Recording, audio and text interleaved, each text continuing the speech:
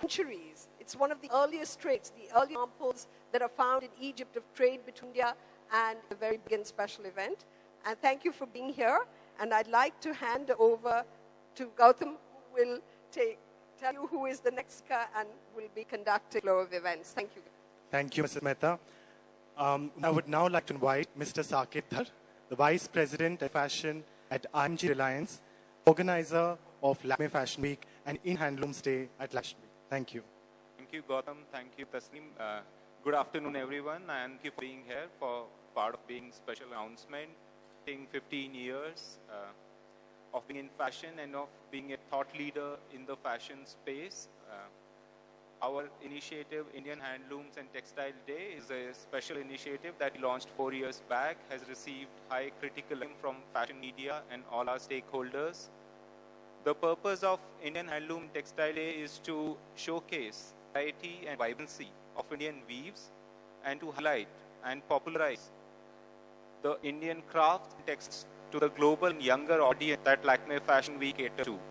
So for this purpose, we started the Indian Handloom and Textile Day 4 years back. I'm also happy to note that the Ministry of Textiles, Government of India, has endorsed this unique initiative and they have also given financial support for this. As we are celebrating 15 years this season, we decided we should have a special edition of the Indian Handloom and Textile Day. So therefore, on 27th August, on this Indian Handloom and Textile Day, we plan to revive, uplift, celebrate the campaign called Reinvent Banaras. Now let me take you through in detail on what the Reinvent Banaras campaign entails at Lakme Fashion Week.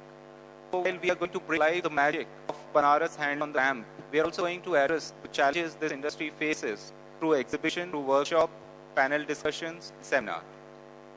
I am happy to receive support of India's leading designers for this Reinvent Banaras campaign. Social media also, Lakme Fashion Week, a following of more than 1.5 million followers, and we educate them on the Banaras handlooms through this hashtag Reinvent Banaras. Thanks to Shaina for curating the entire campaign for us, for mentoring us, for brainstorming us on the ideas and coming up with this amazing campaign. And I'm also thankful to Ritu Kumarji and Tasneeta for collaborating with us on this special campaign. Thank you very much. Okay, that's what he said, and it's really a thank you to Tasneem, to Shaina, and to Ritu for gracing India Style Day with their presence and with their ideas. Like Tasneem said, I cannot think of a more befitting place to showcase our glorious craftsmanship, and I'm very, very much looking forward to how it comes during Lakme Fashion Week. Thank you, Pranam. Moving on, I now invite one of our chief collaborators for the Indian Handlooms and Textile Day initiative on 27th August. Ms. NIC. I'm sure that it's okay to be a miss sometimes. Sorry. Let me first start by thanking Tasneem because I think this is by far the most exquisite venue in Mumbai city today. And if you agree, you must clap because Baudaji Museum requires a lot more recognition than we're already giving. At the outset, Saket, Purnima, Gautam, our team of Lakme and IMG, it's great that you're not just treating this like one more fashion week, but you're thinking of the weavers, the artisans, and all people who actually create what is going to be shown that day. A stalwart, a veteran, a friend, Ritu Kumar, of course, designers, Shruti Sancheti, Krishna Mehta, Himang, who's come all the way from Banaras, and friends. I want to give you a 2-minute background of how this all started.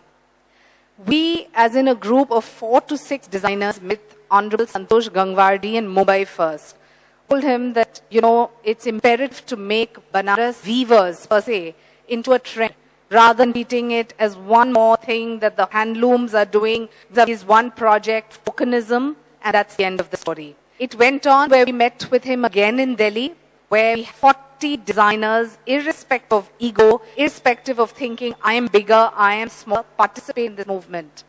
By the end of it, I was able to convince each and every one of them, and this is a rarity in the fashion fraternity, to believe that this is a corporate social responsibility, where you have to give back, as in the designer, to the artisan, and if we want to improve the lives of the artisan and the weavers particularly, we need to we teach them how to make commercially viable collections, which we sell at our individual stores, and then under the Make in India platform, we have various tags. For example, a Make in India by Ritu, a Make in India by Shruti Sancheti, a Make in India by Krishna Mehta, a Make in India by Hemang, and etc., to the point that you have a Make in India by Said Bhai, who is an artisan.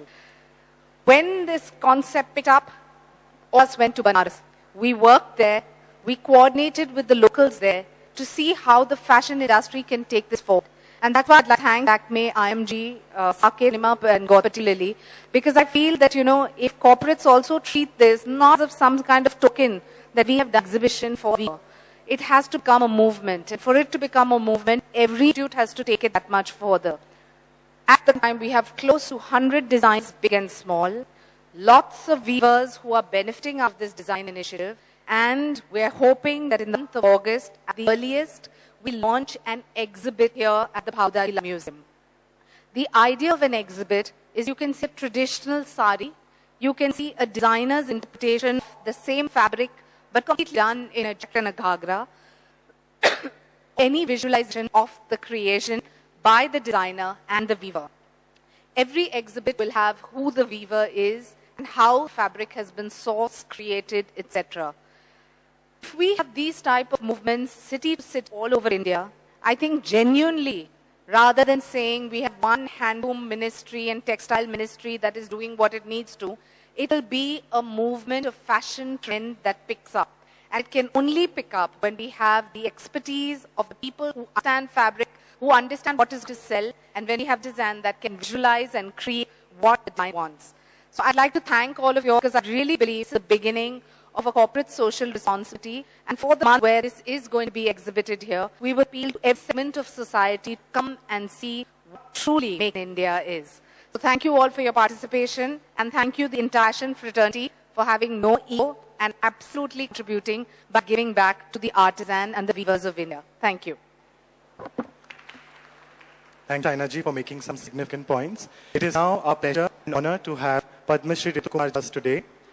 I would like to invite Ritu Kumar ji to please take us through her journey of reviving the industry in Banaras. Good afternoon. Hello, can you hear me? Yeah? Okay, before I go about the weaving industry in Banaras, I just want to recap a little my journey in this field. Started about 45 years back in a very remote village near Calcutta, in a very remote area where embroideries were done traditionally. So was another area where printing was done traditionally. And it's fortuitous that we are sitting in a place like them where a lot of what happened in the industries of crafts started seeing its death knell. The British were here, they wanted to take all our fabrics, get them made in Lancashire, bring them back to India to sell, whereby most of our handicrafts, handlooms and textiles died.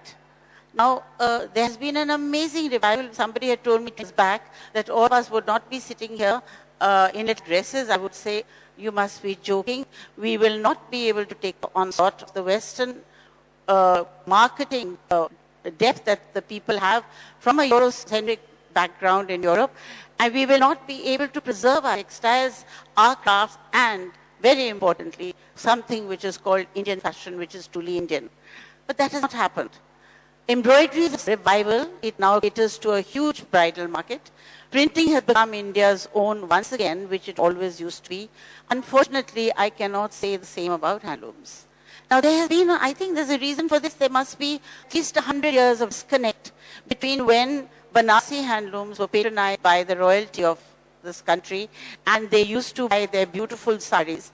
In between, after that, due to colonization, all our designs turned into English wallpaper designs. Thereafter, we got Chinese yarn, we got metallic lurex yarns, and Banarsi silk sari is almost unwearable today. Now, a big endeavor. It is not going to be easy. I don't think the design community has a magic wand which can turn those 100 years so fast into something that's going to be relevant like tomorrow. But the beginning has been made. We have to focus on Banaras and the various handlooms in the country and see whether we cannot revive what must be perhaps the only living weaving tradition in the world, not only in India, but in the world. Banaras is the only place which weaves silver and gold onto silks onto handlooms. It is that, it weaves in white, it weaves fabrics for the Buddhist monasteries. It has the widest depth of weaving the world has ever known. And I am very afraid that if we do not do something like these initiatives, in the next 5 years, we would have truly lost it. So here we hope that we are making a great beginning. And to everybody who's in this endeavor, I would offer encouragement. And let's see something better in the future years. Thank you, Rituji. Kumar, can you please throw some light on the ground reality?